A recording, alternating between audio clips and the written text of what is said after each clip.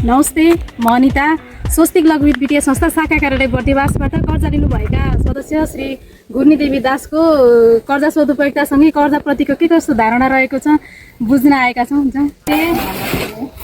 रुपी तपाईँको नाम र यो ठाउँको ठेगाना बताइदिनुहोस् न।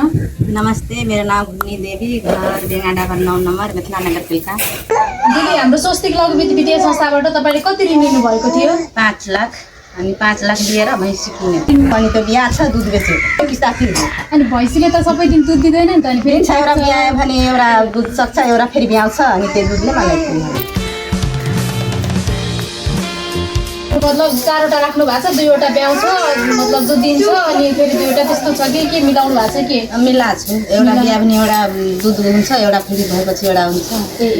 मतलब त्यसैले तपाईँले किस्ता तिर्न पनि सहज भइरहेको छ। सजिलो भएको छ। यदि केही गरी भैँसी कुनै दिन बिरामी भएर या किस्ता केही गरी तिर्न सकेन भने चाहिँ कसरी तिर्नुहुन्छ किस्ता?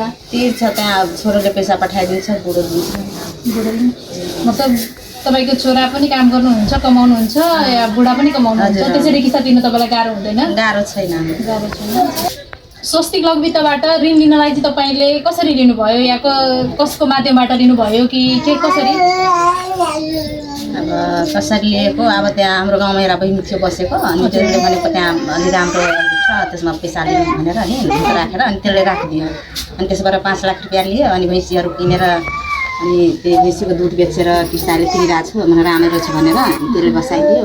अनि त राम्रो चलिरहेछ, मलाई पनि राम्रो लागिरहेछ। अनि मैले किस्ता पनि तिरेछु, अनि दुधको पनि पैसा आउँछ, अलिअलि बुढोले पठाइदिन्छ, छोरोले पनि दिन्छ, सबैले दिन्छ किस्ता। मतलब शाखाको कर्मचारीहरूको व्यवस्था राम्रो छ, धेरै राम्रो छ, धेरै राम्रो मिसन म्याडम धेरै राम्रो छ। अहिले जस्तो नेपालभरमै सङ्घर्ष समिति भनेर या के भनेर ऋण माफ हुन्छ भन्दै चाहिँ मान्छेहरूले कतिपय ऋणहरू तिरिराख्नु भएको छैन होइन, बिना धितो पनि तपाईँ चाहिँ किन दिदी समयमै किस्ता तिर्नुहुन्छ? तिर्नुपर्छ नि, आज न भोलि त तिर्नै पर्छ, नतिरेर हुन्छ, खाएको पैसा खाएर तिर्नै पर्छ। अनि त तिर्छु, कहाँ छुट गर्छ, गर्दैन छुट, त्यतिकै मान्छेहरू हल्ला मात्रै उठाछ तर गर्दैन त्यतिकै। अहिले अब जस्तो छुट हुन्छ भनेर लाग्ने मान्छेहरूले ऋण पनि पाइराख्नु भएको छैन होइन? हजुर, तपाईँले त आफ्नो मतलब रेगुलर तिरिराख्नु भयो भने त तपाईँको आफ्नो समस्या हुँदा या कुनै व्यापार व्यवसायको लागि थप गर्दा पनि ऋण लिन पाउनुहुन्छ नि होइन? हजुर, हामी त अब तिरेछु, फेरि भन्छ योभन्दा धेरै थप्यो भने अझै राम्रो हुन्थ्यो, अब यो सबै तिर्ने अनि फेरि लिने। तपाईँलाई हामी दिन्छौँ, मतलब रेगुलर तिरिराख्नु भएको छ, राम्रोसँग चलाइराख्नु भएको छ भने हामीले दिन्छौँ होइन? अनि अहिले 15 लाखसम्म चाहिँ ऋण दिन मिल्छ। किस्ता छुट गर्छ, छुट कहाँ छुट गर्छ, अब जसको पैसा लिन्छ त्यसले छुट गर्छ, तपाईँको पैसा त तिर्नु पर्यो नि।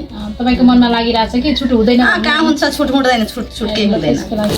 दिदी अघि पनि भन्दै हुनुहुन्थ्यो नि, जस्तो मतलब यो ब्याङ्कहरूले चाहिँ यसरी 4-5वटा ऋण दिइरहेको छ अनि यसरी कारोबार गरिरहेको छ भनेर सुनाउँदै हुनुहुन्थ्यो होइन? त्यति सुनाउँदै पनि स्वस्तिक लघु वित्तमा चाहिँ 4-5 वर्षदेखि यो कारोबार गर्दै आउनु भएको छ होइन? त्यसको लागि तपाईँलाई के लाग्छ, मतलब ऋणहरूमा मतलब कर्जाहरूमा चाहिँ अरू केही सेवा सुविधा भए हुन्थ्यो, बचतमा केही सेवा सुविधा भए हुन्थ्यो जस्तो लाग्छ कि केही लाग्छ भने त्यो बताइदिनुहोस् न। अब त्यही अब यो ऋण तिर्छु अनि अलि बेसी थपेर दियो भने अलि राम्रो हुन्थ्यो, अनि त्यही लागेको छ। अब जति लियो भने त्यति तिर्नै पर्छ नि, नतिरेर हुन्छ, अब जति खाएपछि त्यति तिर्नुपर्छ। भनेपछि त्यसो भए तपाईँ त्यो 4-5वटा ऋणको प्रबलनमा चाहिँ पर्नु भएन? पढेको छैन, एउटालाई ठिक्क पुगेछ, एउटा अब चाहेको छैन, अब यो सधाउने अनि फेरि बचतको बारेमा केही छ? छैन, केही पनि छैन, राम्रो छ सबै थोक। दिदी यति वर्षदेखि तपाईँ चाहिँ एउटैमा जस्तो स्वस्तिक लघु वित्तमा चाहिँ बसिराख्नु भएको छ, तपाईँलाई कसरी विश्वास लागिरहेको छ? मलाई धेरै विश्वास लागिरहेछ, अब राम्रो गरी मिस चलाइरहेछ, हामी पनि राम्रो गरी किस्ता तिरिरहेछ, त्यही भएर।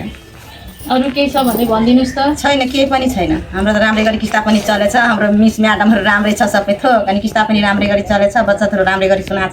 यहाँ अरू कसैले मतलब स्वस्तिक लघु वित्त वित्तीय संस्थामा चाहिँ धितो या बिना धितो ऋण लिन चाहनुहुन्छ भने तपाईँको आफूलाई भएको लागेको विश्वास या के भन्न चाहनुहुन्छ त्यो भनिदिनु न। अब अरू मान्छे बस्यो भने हजुर अरू मान्छे बस्यो भने भन्छु राम्रो छ, राम्रो गरी चलाछ, राम्रो गरी पैसा पनि दिन्छ, सबै थोक राम्रै छ बस्नु भनेर हामी बसेछु, किस्ता लिएछु, राम्रो गरी तिरेछु, अनि त्यस्तै लिनु तिर्नु त्यसको ल धन्यवाद तपाईँलाई यति आज स्वस्तिक लघु वित्तलाई टाइम दिनुभएकोमा।